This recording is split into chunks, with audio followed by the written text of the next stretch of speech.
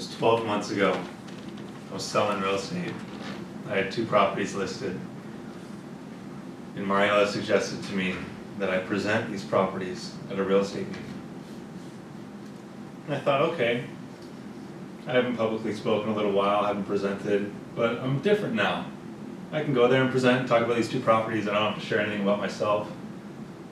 So I get to this meeting, it's Tuesday morning, and I get to this restaurant where the real estate professionals and other affiliates meet. And I'm introducing myself to a few people, and at the time, I'm shy, I'm uncomfortable with myself. Introducing myself to a few people briefly, and I find my seat. The meeting gets started. People are going up, they're presenting about their properties, and I'm sitting there, and I'm thinking back to my freshman year of high school. I'm getting nervous, thinking about my past memory of speaking when I was in my freshman year of high school. And I get up to talk about my poster that the teacher had us create, and I couldn't say anything. And I was up there for about 5 seconds, and I quickly went back to my seat so it could be over. So in that moment at that real estate meeting, my hands were getting nervous, my hands were sweating, I was getting the butterflies, I was thinking about what it's going to be like when I get up there and talk about these 2 properties. And at that moment, the host of the meeting says, "All right, does anyone else have any other properties they'd like to share?" That I wasn't scheduled to share.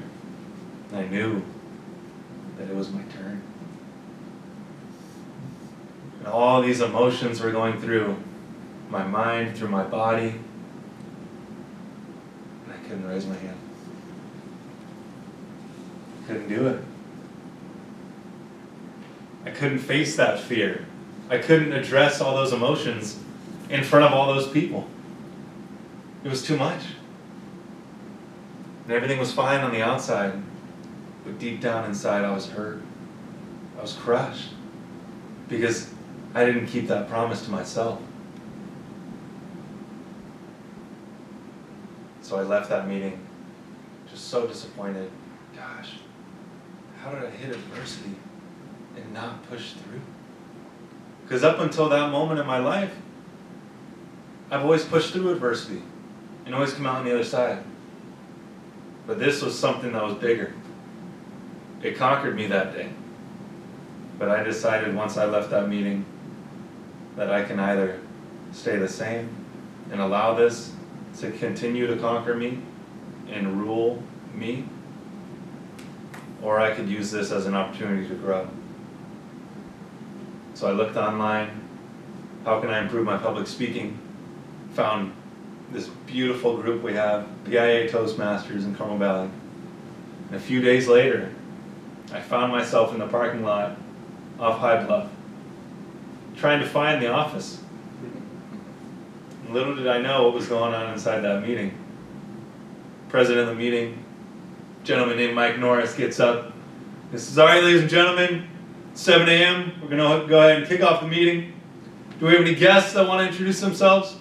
And at that moment, I'm walking in through the door.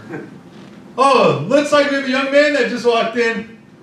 Young man, why don't you come on up here and introduce yourself and conquer that fear of public speaking?" Puts the mic in my face. "Hi, I'm Michael. I went to a real estate meeting and planned to speak, but I couldn't. I'm here to improve my public speaking skills." And I quickly rush off to my seat. Woo! A relief. It was over. I definitely wasn't nostalgic about that moment. But that was progress. That was progress compared to a few days before, where I allowed it to conquer me. That day I stood on the stage and I introduced myself. It was progress for me. And it kept coming, kept getting better.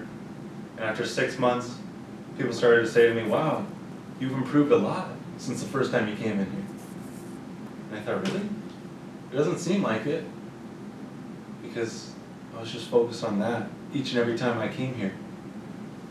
That incremental growth that led and compounded to the success. That's the focus. And that's what I learned over those 6 months. So I said, okay, I'm still looking for this. I started to go out to different clubs, different meetings, giving speeches all over San Diego, in rooms with people I've never met before, and it brought those same feelings back to me as that first meeting. Then I gave an event at the Grand Del Mar, and now I'm here deciding that this is going to be my career. This is what I'm going to dedicate my life to. And I realized one thing. Through the whole journey, out of my biggest fear came my biggest accomplishment.